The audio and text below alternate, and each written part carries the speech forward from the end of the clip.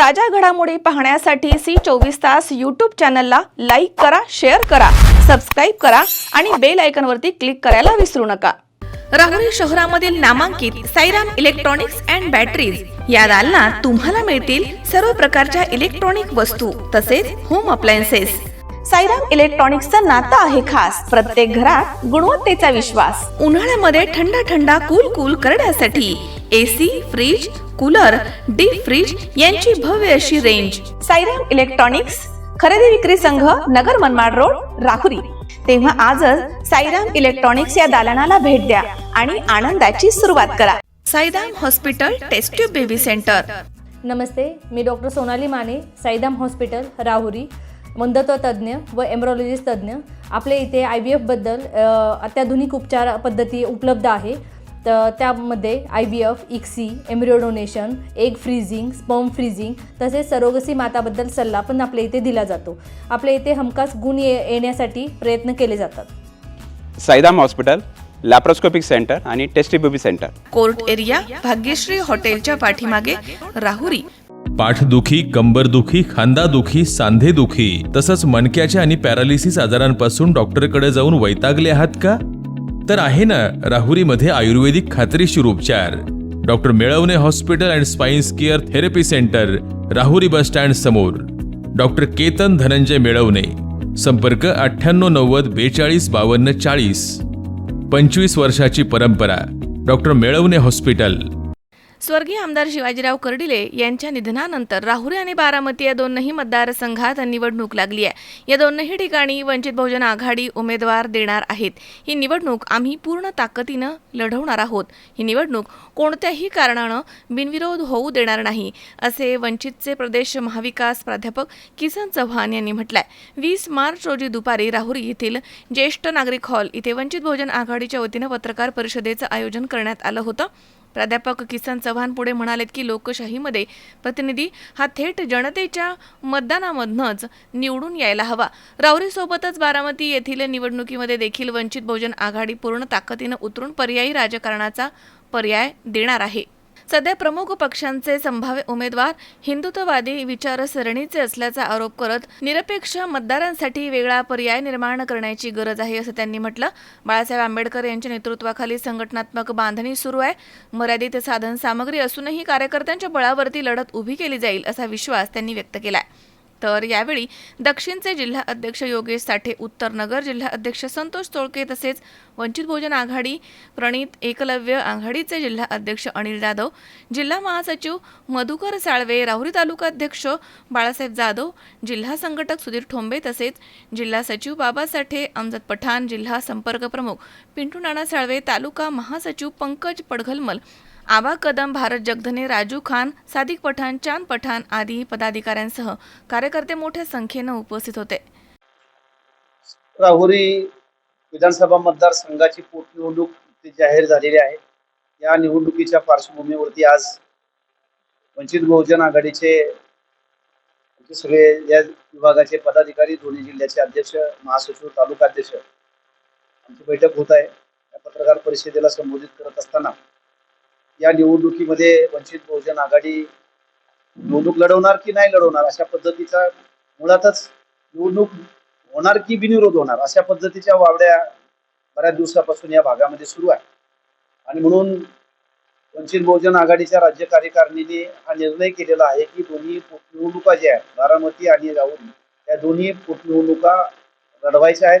या निवडणुकीमध्ये वंचित बहुजन आघाडीचे उमेदवार असणार आहे, कारण कोणती निवडणूक त्यातही विधिमंडळामध्ये जाणारा सदस्य आहे तो बिनविरोध जाता कामा नये।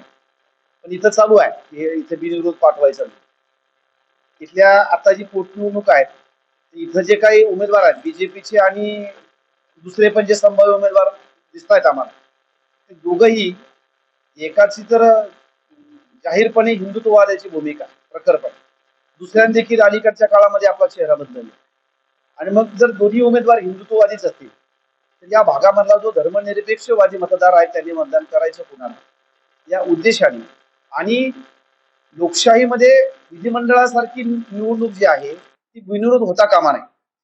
आणि म्हणून वंचित बहुजन आघाडी राहुरी पोटनिवडणुकीमध्ये आम्ही उमेदवार देणार आहोत। कारण हा जिल्हा आहे, हा प्रस्थापितांचा जिल्हा आहे, साखर कारखानदारांचा जिल्हा आहे. इथं सगळे एकमेकांचे सोयरे आहेत, वेगवेगळ्या पक्षांमध्ये आहेत, परंतु एकमेकांचे सोयरे आहेत. म्हणजे कुणी कुठल्याही पक्षात जात आहे, परंतु ते सत्तेमध्ये असतात. त्यामुळं वंचित बहुजन आघाडीचा जो बेस आहे तो सगळा इथला विस्थापित वर्ग आहे, की ज्या या राज्यातल्या 169 प्रस्थापित घराण्यानं आतापर्यंत इथल्या विस्थापितांच्या मताचा वापर केला, सत्तेमध्ये गेले, सत्ता भोगल्या आणि स्वतः प्रस्थापित होऊन बसले. परंतु ज्यांच्या जोरावरती, ज्यांच्या जीवावरती, ज्यांच्या मतावरती आपण सत्तेमध्ये गेलेलो आहोत, त्यांच्याकडे नंतर ते निवडून गेल्यानंतर डुंकूनही बघत नाही. आणि म्हणून लोकशाहीमध्ये सत्तेमध्ये जाऊन आपल्या समाजाचे, आपल्या समूहाचे प्रश्न सोडवता येतात, याच्यावरती संविधानाचा विश्वास आहे. आणि म्हणून आपल्यातले प्रतिनिधी फक्त मतदानच करता कामा नये, तर त्यांनी निवडून गेलं पाहिजे, भले ते विधिमंडळामध्ये असतील, संसदेमध्ये असतील. आणि म्हणून या विस्थापितांची मोठ बांधण्याचं काम आदरणीय बाळासाहेब आंबेडकरांच्या नेतृत्वाखाली वंचित बहुजन आघाडीच्या माध्यमातून 2019ला झालं. आणि ज्यांना सध्या ग्रामपंचायतला उमेदवारी दिली जात नव्हती, अशांना लोकसभेच्या उमेदवारी देण्याचं काम वंचित बहुजन आघाडीनं केलेलं आहे. म्हणजे ज्याला प्रतिनिधित्व म्हणतो आपण, ते उमेदवारीमध्ये आम्ही दिलेलं आहे. त्यामुळं महाराष्ट्रभर वंचित बहुजन आघाडी सध्याला जो मतदार आहे, विस्थापित मतदार आहे, तो आकर्षला गेलेला आहे. नुकत्या झालेल्या नगरपंचायत, नगर परिषद, आता इथं आमचे संतोष चोळके पाटील आहे, हे जिल्हाध्यक्ष आहेत, गरीब मराठा समाजाचं प्रतिनिधित्व करतात, वंचित बहुजन आघाडीचे जिल्हाध्यक्ष आहेत.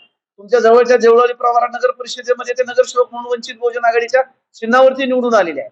म्हणजे हळूहळू का होईना मतदारांना हे पसनी पडतंय की आपण जर विस्थापित लोक, वंचित लोक एकत्रित आलो तर आपला प्रतिनिधी आपण सभागृहामध्ये पाठवू शकतो. हा विश्वास गेल्या 2019 पासून आम्ही मतदारांना देतोय. आमच्याकडे साधनं कमी आहेत, यंत्रणा कमी आहेत, समोर गडगंज संपत्तीवाले असतात, कारखानदार, संस्था चालक असतात, वर्षानुवर्षे त्यांनी सत्ता भोगलेली आहेत, 3 पिढ्यांपासून सत्तेमध्ये आहेत. अशांच्या विरोधामध्ये कार्यकर्त्यांच्या जोरावरती खिशातला पैसा घालून आमचे कार्यकर्ते निवडणुका लढत आहेत. एक आशादायी चित्र आहे की भविष्यामध्ये मतदार वंचित बहुजन आघाडीला पसंती देणार आहे. आणि म्हणून इथली जी निवडणूक आहे, ही निवडणूक लोकशाही जर आपल्याला अधिक सकस बनवायची असेल तर मला असं वाटतं की ती निवडणूक झाली पाहिजे.